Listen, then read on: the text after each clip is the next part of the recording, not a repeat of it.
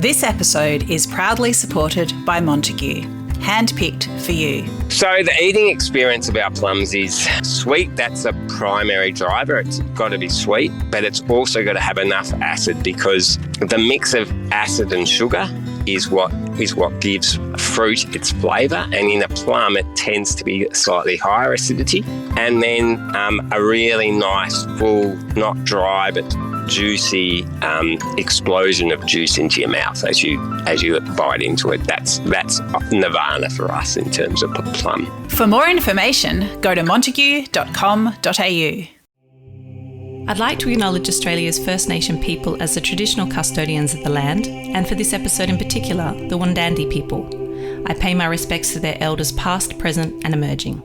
And that's what I love about wine. There's just so many different ways you can experience, being together and being peaceful together and enjoying each other's company and loving life and sharing. I think it's a wonderful medium for community and family and friends to be together. This is Over a Glass. I'm Shanteh Wale. There are a handful of personalities in the wine world whose names are spoken of with reverence and their contribution to the industry momentous. Then there is the Earth Mother of them all, the Queen Bee.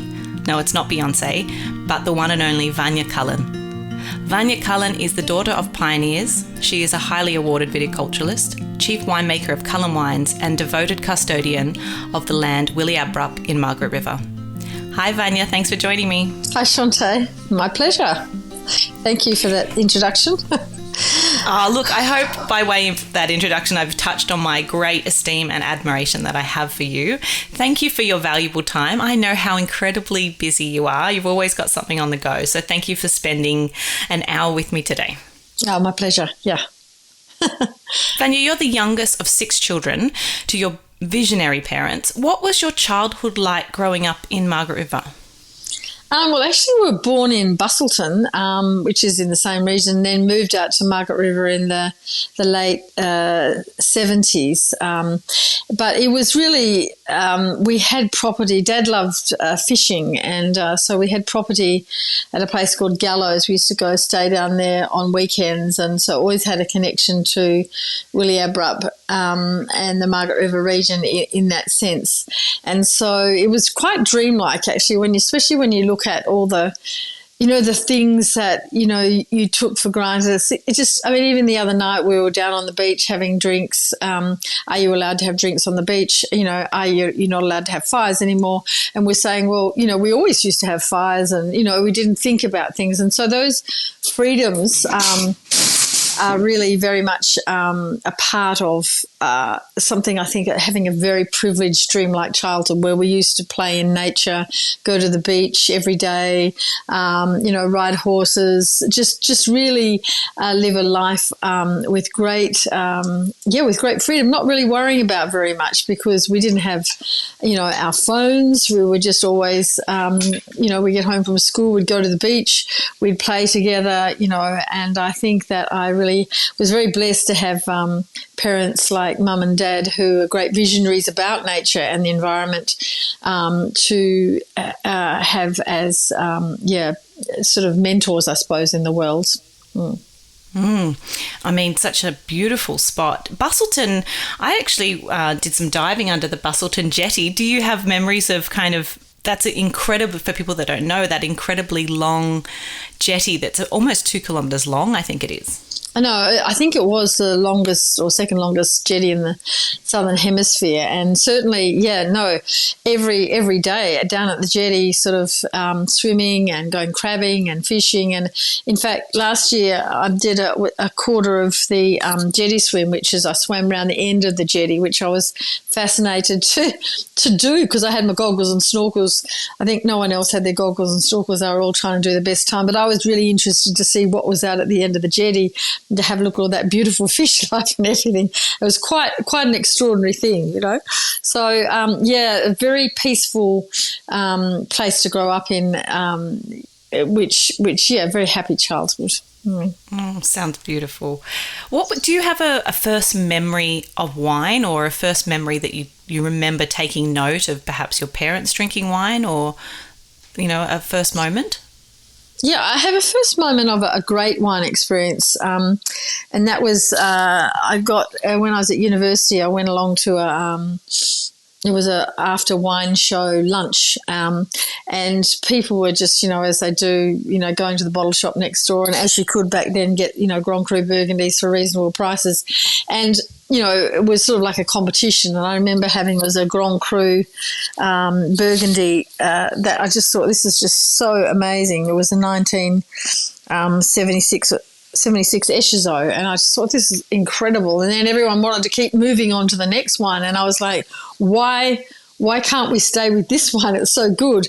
So that was my first memory of wine in that way of having a transporting experience with great Burgundy, and once you've had that sort of that experience, you sort of always kind of are looking for that transporting experiences, which you do find in great wine. Yeah, so that was pretty.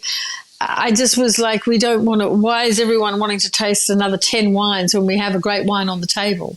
And that still happens today, doesn't it? When you have dinners and everybody brings a bottle, often, you've got so many different ones to get to, and there's something that stands out to you that you just kind of need to have a little moment with. It so does, yeah. No, they're alive. They're having a conversation with you, so it's like almost, you've got to,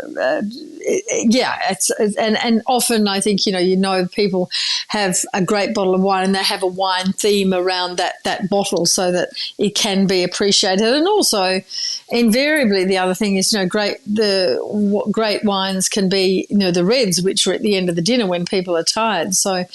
There's a whole lot of reasons for having less wine, but better wine, which was my mother's mantra, which was quality, not quantity. So I'm sure she would love that too. She's a very, very wise woman. Now, I want to get to how kind of Cullen wines came to be, but I believe that you studied music and even zoology for a time there. Does music still play an important role in your life? And why did you decide to go down the wine path? And I'm very grateful, so I have to say that you did. But music was big in there for a while. Yeah, no, I studied music at university, and I love music, and I have a musical soul, but I do believe that everything is, vibration, and sound is vibration. And if you want to go into that everything was created through sound and vibration road, you can. And certainly with the biodynamics that we practice now, it is about that sense of connection which comes through, energy and vibration of aliveness and vibrancy. So I think it's not disconnected. And, the music, when you talk about, I love the acknowledgement of a country of the Wadandi people. If you talk about the song lines that exist within country of, traveling from, through the energy of the land to when the land, because land is sentient, then you have that song line existing there. So music is, I always imagine that I will go back and study music, and I'd like to do that, but I don't know when or how. But it's always a part of my daily life in one way or another. Yeah, it does feel like a lot of the things you were interested in general have kind of come full circle, and like you said, they still play a very important part in your life, perhaps just in a different way than you imagined maybe when you were first kind of growing up and studying. Cullen Wines began in the ground in 1971, but can you just give the listeners a bit of an overview of how Cullen Wines came to be? Yeah, look, Mum and Dad, they had property out here, and that was back in the 60s, and they had a very good friend called Dr. John Gladsons, of course, who is, the founder of the Margaret River through his paper that he wrote describing the region as being suitable for great wine production, particularly of the, Cabernet family. And so he came and visited them, and Mum and Dad were talking about planting lupins at the time, and sheep and cattle. Are very, always had lots of ideas and lots of energy. And he said, oh, you'd be mad to plant lupins. He said, I'm just about to complete this study, which shows that this region has incredible potential for growing Bordelais varieties. And so Dad actually called a grape grower meeting in 1966, and he had a group of people that had plots of land. And that was Juniper Estate, and there was the Minchins, there was the Species, and they all planted. The Juniper lot was sort of mum and dad's with Jeff and Sue Juniper, and that was in 1966 that they had that initiated that planting, and so that was sort of. Something that it was an incredible thing to call a meeting. I think 100 people came along, and the head viticulturist of the ag department, Dr. Bill Jamison, who used to come down every weekend and help people. Now we have consultants and things like that, but he felt it was uneconomic to plant. If you looked at the Swan Valley model, which was more fertile soils and water to plant, but he was also the head of the agriculture department at the time, was a teetotaler, so he was up against a whole a blank wall in terms of what he wanted to do. So I think these people that work for the ag department, like John Gladsons and Bill Jamisons, are sort of the unsung heroes of the whole story in a way. And certainly the pioneers, Dad and Dr. Cullity and Dr. Pannell were very much taking the direction of those people at the time. So that was it. And I know that there was just a great enthusiasm for making the best quality wine, and it was really a time when everybody helped each other and believed in the dream of the best quality wine. I think they even tried to establish an appellation system because, of course, at the time in Australia there was no label integrity program until 1993, I think it was. So people were just blending wine from everywhere, and if someone said it was from the Margaret River region, then it could be from anywhere. So I think also the other interesting story is that there was a time at which the Margaret River wine region was the meeting where it was going to be called Margaret River or Wilyabrup, and I think it was going to be called Wilyabrup, and somebody took somebody else outside and talked them into calling it Margaret River. So it's sort of, in my mind, kind of a sad story that it was never called Wilyabrup, because it's an Indigenous name, which is where we want to go with in terms of learning about sustainability and real land care. So that's a story that isn't often told either, and I know the players in that story, but it was a one vote that it wasn't, the whole area wasn't called Wilyabrup. So it's all those stories are in the past, but obviously the scientific work of John Gladson's was really what got the pioneers inspired to plant in this region, and particularly in Wilyabrup. Yeah, there's a few, like when you think about Margaret River and you think about that region, you'd certainly think of some of those integral names that really, like you said, if they hadn't have kind of had that kind of brainstorm and kind of had that little flyover and said that could be a good spot, it could be a very, very different place, and we're very lucky that they had the foresight they did. Now, Diana Madeline and Kevin John are names synonymous with wine lovers across the entire world, but for you, they were your parents. Can you tell me, and I know this is a hard question, but can you tell me in a few words a little bit about the kind of people that your mother and father were? Well, look, it was Dad's 100th birthday last year and Mum's 100th birthday. She turned 100 on Saturday, on the 11th of February. So, they were, in terms of Mum, she was, obviously a matriarch. She had 6 children. She was a visionary. She was an environmentalist, and she really cared greatly about the world. And Dad was along similar lines. I mean, obviously he was a doctor and a healer. They had enormous amounts of energy to do things. They never stopped working, both of them. And unfortunately, Dad was taken young at the age of 70 with motor neuron disease, ironically being a biodynamic producer through contact with Agent Orange in Vietnam when he was a doctor there in the late 60s. And, I think that they worked hard, for the causes of good all the time. They never stopped helping people. And if you talk to the early pioneers down here, they always said Mum and Dad were just always helping them and always positive. And, they had great courage because they just, as well as, Dad started what is now the second longest running health study in the world, the Bustleton Health Study in the 1960s as well. So it was always a childhood with parents who gave all the time to everybody and who brought enormous, I suppose, change wherever they went. Mum went to, she wanted to study natural childbirth techniques, and so at that time it was the greatest advances were in Russia, and it was in the late 50s, and she was told that she could go there, but she might not get out, So she got on a boat and went to Paris instead and studied in Paris in the 50s. It's an incredible thing to think of that, she just did that. And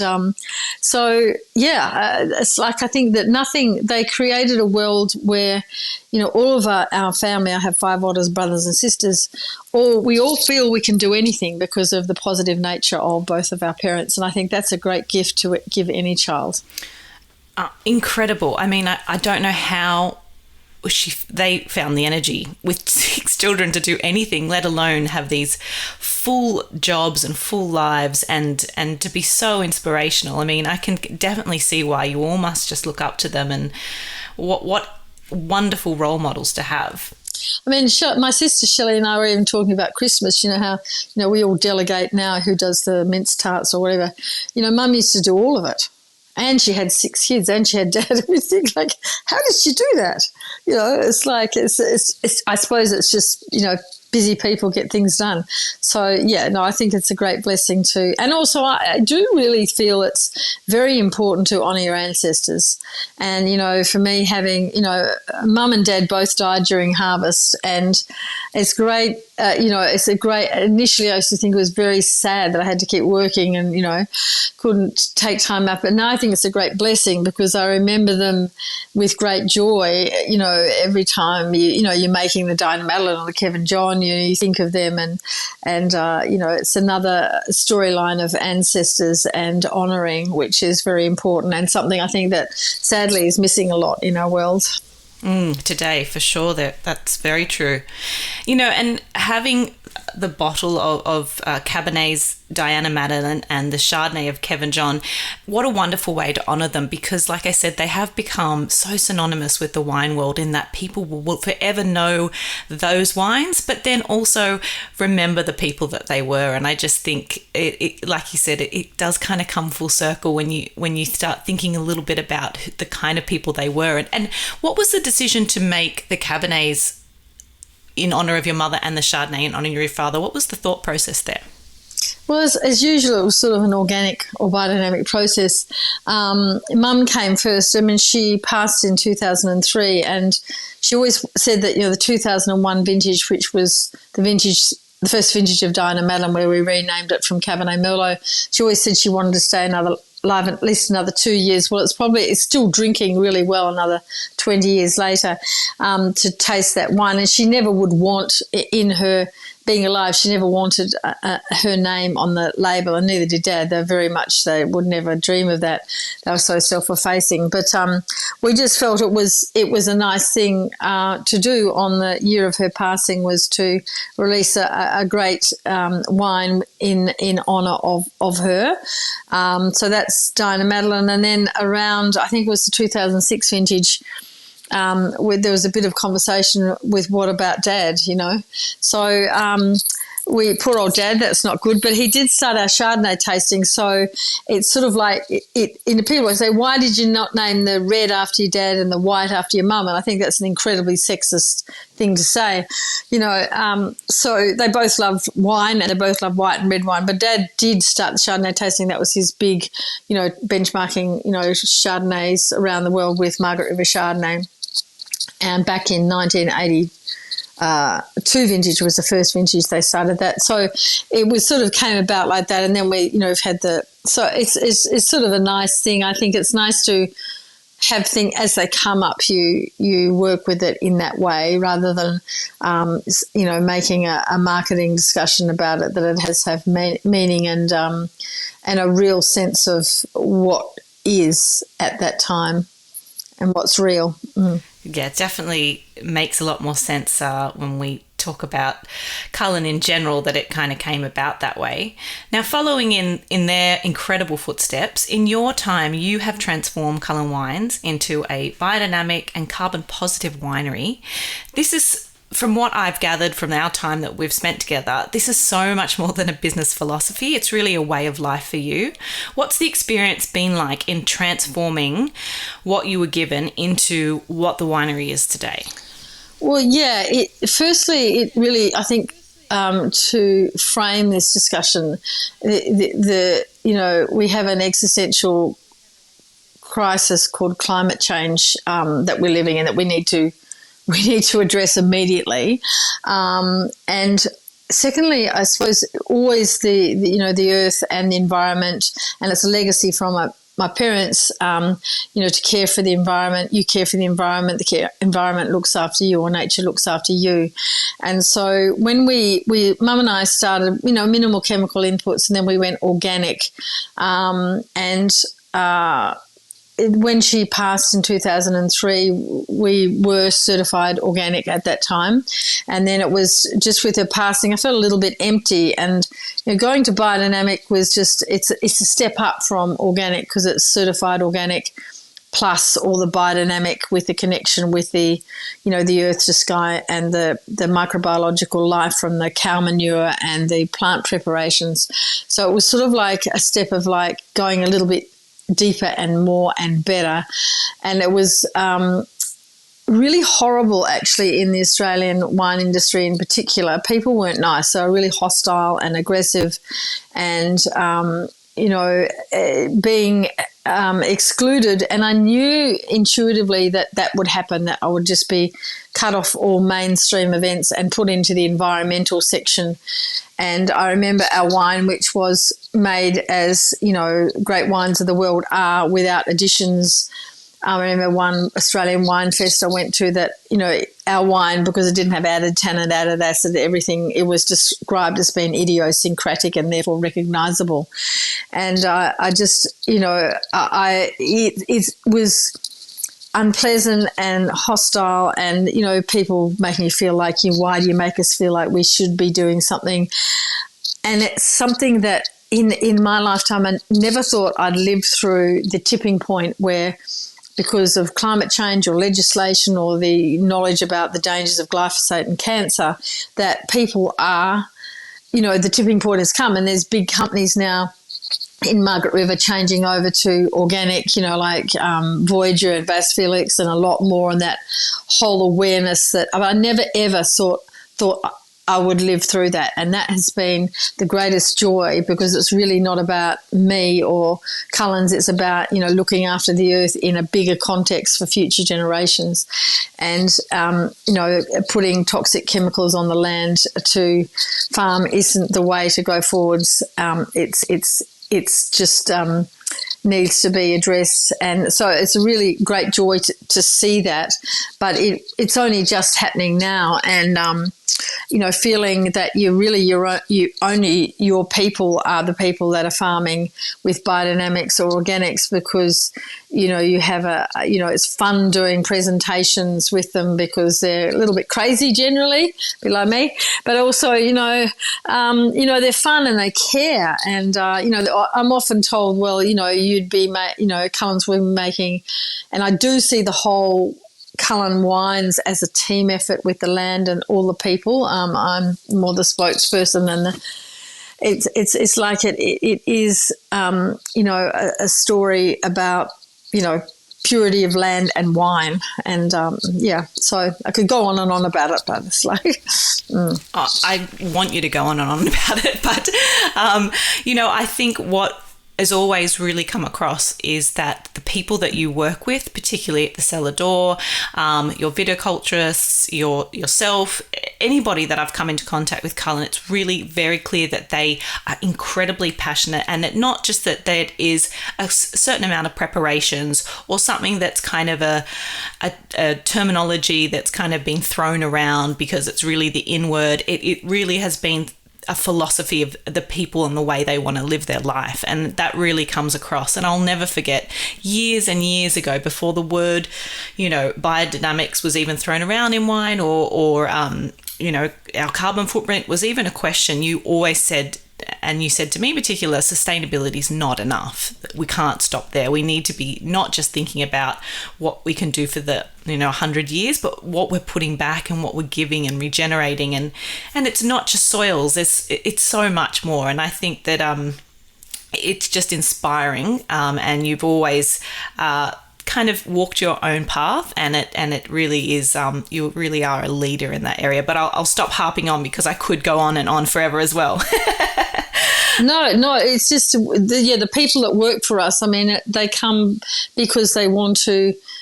There's no real direction with respect to, and I see real sustainability as being Indigenous land care going forwards, having been a company that's looked, after the land for 50 years. It's just that, you've got humbling, 65,000 years of Wadandi land care that is truly sustainable to look towards to how we can, in a deeper sense, look after the land and ourselves as a human race. The people that come to us are coming because they want that. How can we do something that's meaningful and real and authentic? So, because there is a lot of greenwashing out there, and that's really being a big shift too in the type of people that have come to work at Cullen's. As you say, they're very passionate, they're committed. You cannot, and just you see the truth of what can happen when you farm like that, and so. It's really been another wonderful thing that's happened as a result of going biodynamic. And the carbon positive, well, we just decided to, Matt Dermody was our vineyard manager at the time, he was really into carbon. So we measured the carbon from in the soil from 2014 to 19 and found that we're actually our whole business, because we've been carbon neutral since 2006, offsetting our emissions through planting trees in biodiversity corridors. And, we found we're actually carbon positive. So our soils, being organic, actually sequester more carbon than our whole business emits, which is astonishing in terms of climate change. And it wasn't an outcome that we had expected. But this has cost our business probably since 2006 about $25,000 a year. And I do feel that, there needs to be accountability of business in with respect to climate change and that mitigation. Like, you pay your tax, you look after the land. So that's been an incredible thing for us to look at. And then we've gone further into having a carbon farming project, which is, all of that is just so not stable in terms of, we don't know whether we're going to make money or lose money. There's been so many rorts of carbon farming projects, but I do believe in the principle it's the right thing to do to look after the land. And if you have natural land, with tree farming or native forests, you will get carbon sequestration that's stable and not blowing off the land. So that's a principle that we're looking at as to how can we better farm those areas so that they are, as well as making great wine sustainably, how can we make that happen with our other agricultural areas of farming land that we have. Incredible, just totally awe-inspiring. Can I ask if you can give an example, just one, because I know there's many that you could give, but how does the lunar calendar affect some of the decision that you make as a winemaker? Well, we started off just by observation. I think biodynamics is about observation, both in the vineyard and the winery. And, we had, when we started, there was, if you pick, obviously a fruit day is a fruit day and a flower day is a flower day. So we through observation, we have observed that if you have a moon opposite Saturn day and it's a good picking day, like a fruit day or a flower day, then you get an uplift of character and intensity of vibrancy. And of course, it's difficult because you can't do a scientific experiment to compare it.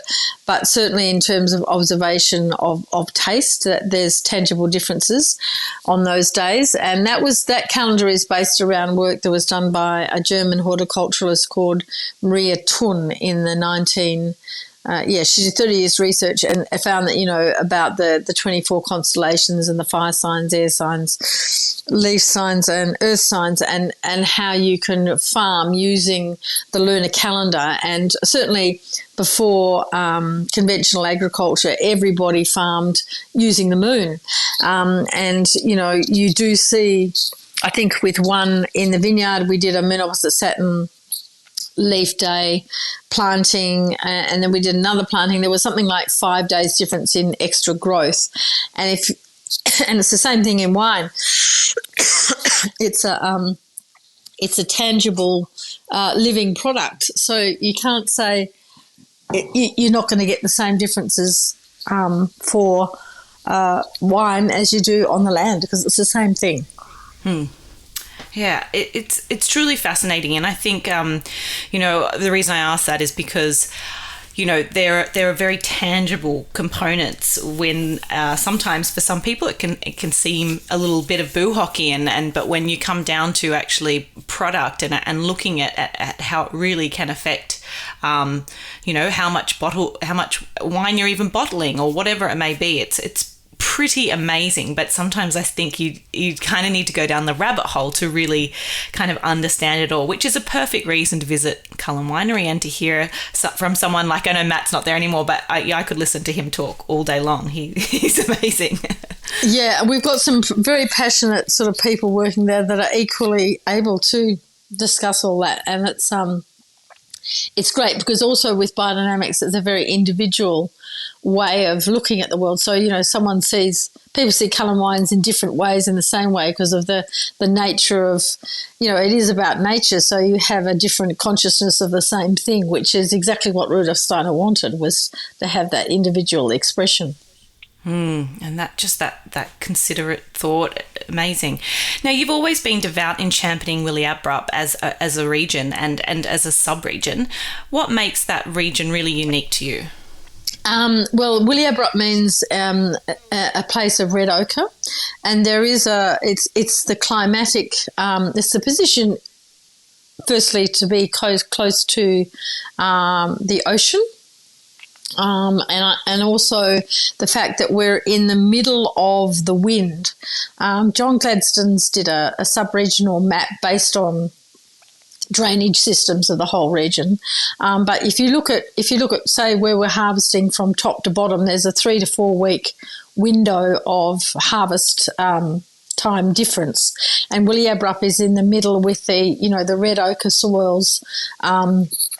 And that moderation of wind, because in the north you get more heat and the winds from the north, and in the south you get those south winds. In fact, in 2021, most of the people in South Margaret River, because we're not allowed to call sub-regions, didn't do any red harvest because there was too much rain, whereas our 2021 Dynamelon, which we've just launched, is absolutely stunning. So I think there's those things that you can't, everything that happens around harvest is the critical thing. And John Gladstone's always said that, he said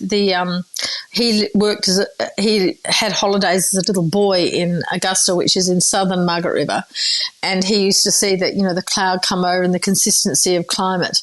And he said those differences in rain and coolness of subregions are getting bigger, not less. So, and I think Wilyabrup was the place that was chosen by John as being, in terms of how he saw things at the time, in terms of a climatologist and agriculturalist, being the best suited for Cabernet Sauvignon in terms of all those aspects of timing and weather. And certainly we had Keith Mugford, and I was judging about 6 wine shows in 1999, and everyone was talking about Margaret River Cabernets being green. And I sort of mentioned it to Keith Mugford, and we approached John to see if he had any thoughts on it. And he had already thought of it and drew up this map based on drainage systems. And it's not to say anything is better or worse in Margaret River, it's just to honour the differences between Yellingup, Wilyabrup, Wilyabrup or Wallcliffe and Carradale, because there are very big differences in the land and in the wine styles. And I think it's a sign of a mature wine region if you can acknowledge and protect those names and wines and wine regions. Unfortunately, what we put forward as a group for the GI recognition with Wine Australia was opposed by the Margaret River Wine Industry Association, and we're allowed to use Wilyabrup, but it was a very good proposal. Yeah, no, it was very good. So, we just can only talk about Margaret River now, which is a shame, because I think the great thing about great wine in the world is, we know Bordeaux, we know Burgundy. You do get really down into what each piece of land can do within each sub-region. And that's the fun bit, because you can talk about the differences and, how great that region is or that region because of this or that. So I see Wilyabrup Cabernet Sauvignon as having the qualities in terms of flavours of being, the roses, the violets, the mulberries, the red fruits, and the bitter chocolate and red capsicum and the ironstone that some people describe that as being iodine-y, sea salty. And then you have the incredible sort of tannin profile of, silky tannins and sort of that long finish. Whereas, if you go further south, you've got the blueberries, sage, and you've got that really kind of deeper sort of colour and, context. And then further north, you have different, more sort of cherry-like. I think those differences are quite beautiful and gorgeous and something to be celebrated and honoured and protected.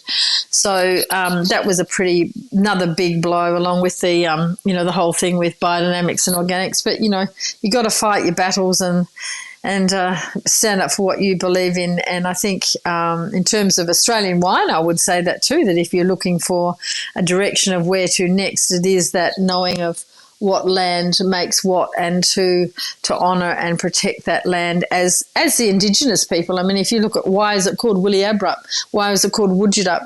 Well, because there's differences of place that they knew for, tens of thousands of years, which are about that place that make it unique. So, but, everyone has their right to say whatever they think. And, people do a lot of cross-regional blending as their, for their wine brand and, whatever region. But I still think that it's a big topic for the region. Whether it will happen or not, I doubt it. I can't see any way at this stage that it'll ever get through with the people that are up against it. So, but we can still do it. We can still talk about Wilyabrup and say how fabulous it is, and enjoy that in our own space. We're allowed to use the name at this present time. I couldn't agree more with, and you said that so well. But I think in a lot of Australia now, it kind of filters out kind of what is going to be perhaps a strength later on. And I think like Tassie or wherever we may see, perhaps, the GIs aren't, as up to date as, but the way that we forge forward and the way that we talk about it and the strength of the wines coming from those areas, it's almost like our society kind of, just kind of trundles on and goes way ahead, and then the kind of legislation slowly like slugs along and eventually catches up to us. So I think that is the right way to think about it, is to keep forging forward and pushing and seeing what strengths are coming out of each of their own regions, and the people in the know will know them like the back of their hand. Yeah, and it's also I think it's the same with organic and biodynamic. There's no legislation to protect those names. So anybody can put organic or biodynamic or Wilyabrup on their label at this stage, and people wouldn't know any different that it wasn't organic or biodynamic or Wilyabrup, because anyone can say it, which is something I think it doesn't protect an industry which is trying to do the right thing by the land, or people that are trying to buy organic food, because and it's like natural wine. What's natural wine? What's organic wine?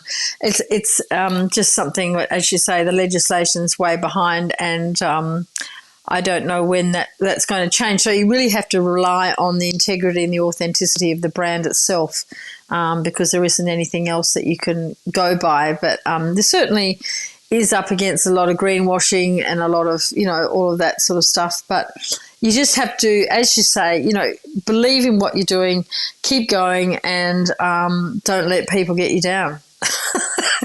Perfect answer to life. But I think also the people that want to perhaps eat organic or drink organic, they do tend to be the people that are willing to do a little bit more kind of unearthing and discovery and do a bit more research as well, which is a really positive, I think, to be in touch with, not just kind of swallowing the pill whole, but also going, now let me look a little bit further into that. So hopefully that is also the approach of the consumer as well. Yeah, absolutely. Yeah. In many moons down the track, what do you hope for the future of Cullen Wines? Well, I think it's to make even greater wines sustainably. We are, I was thinking about this the other day. It is very important to me that it's a family company, that it goes on to the next generation. I think, we do have,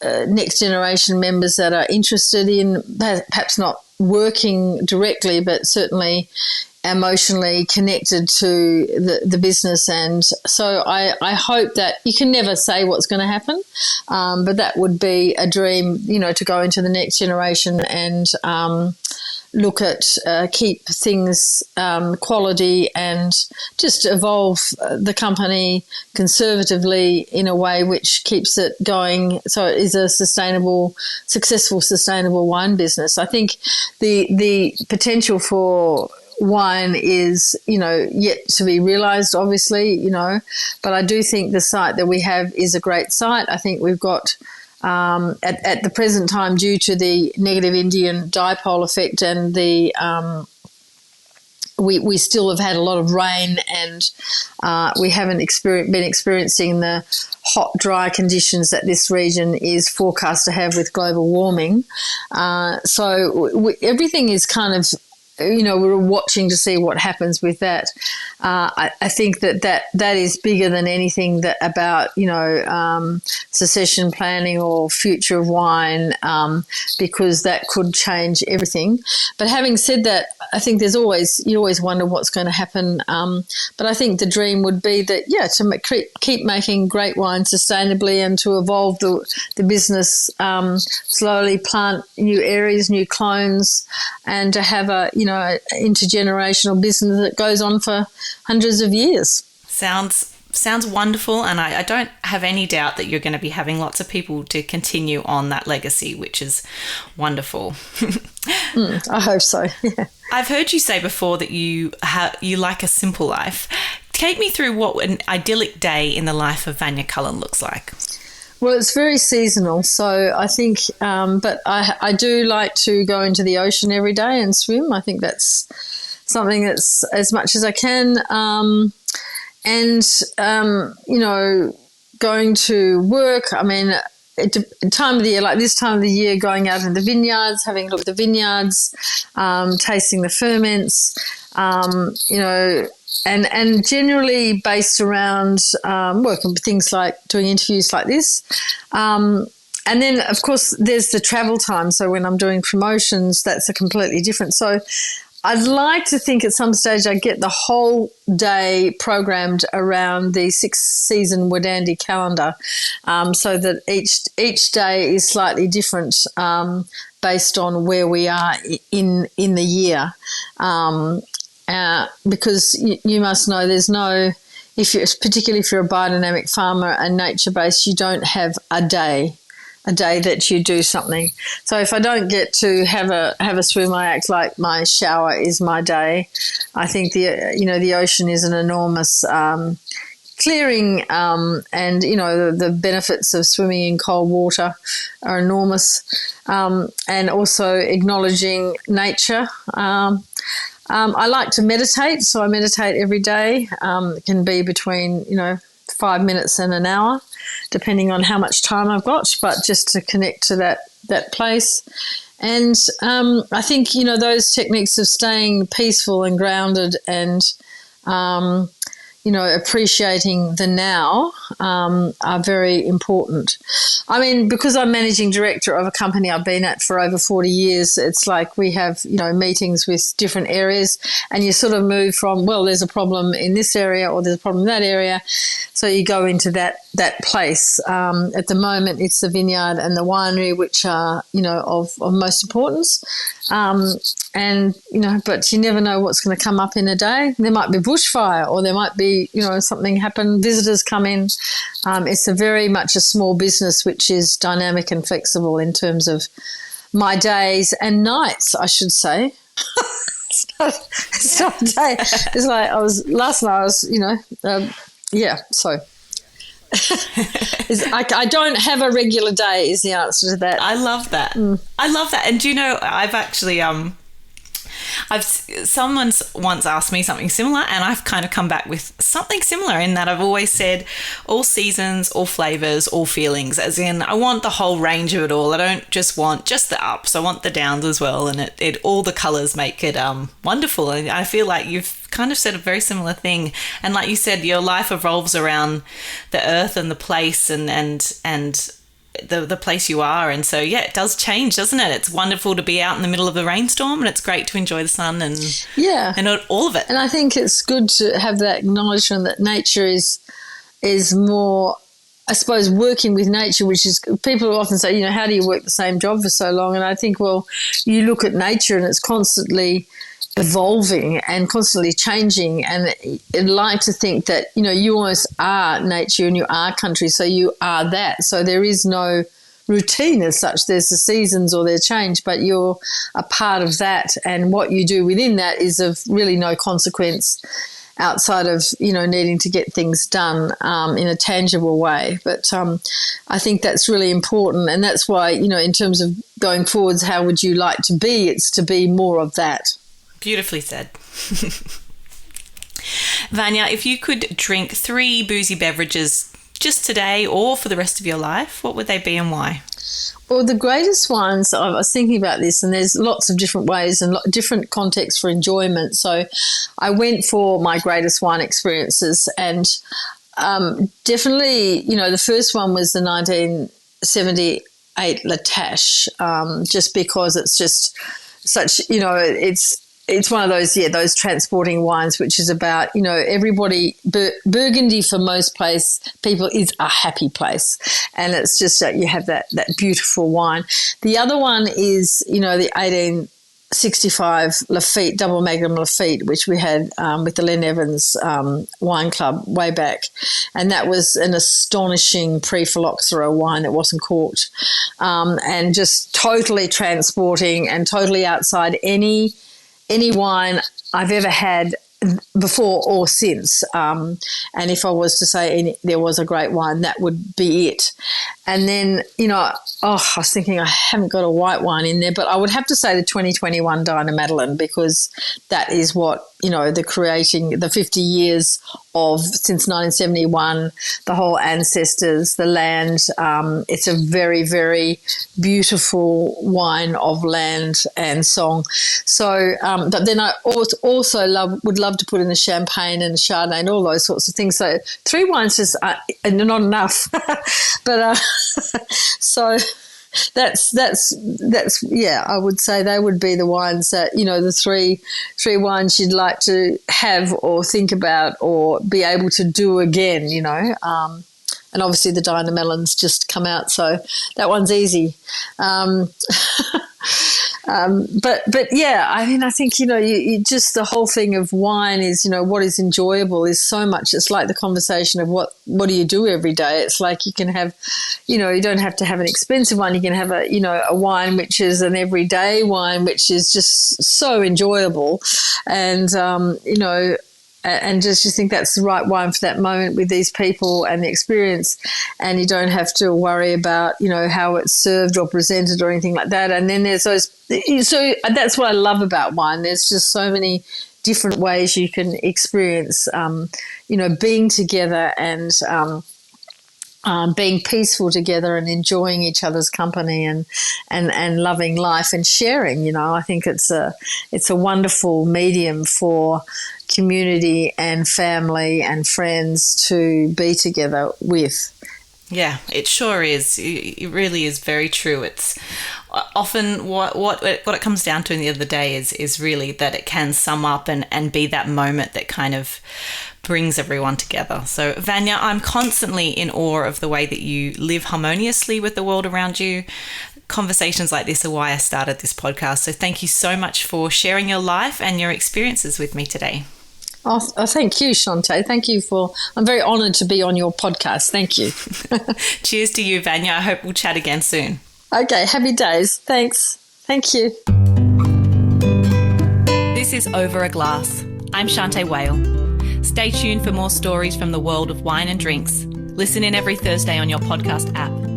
Follow us on Instagram @overaglasspod and contact us at overaglass@deepintheweeds.com.au.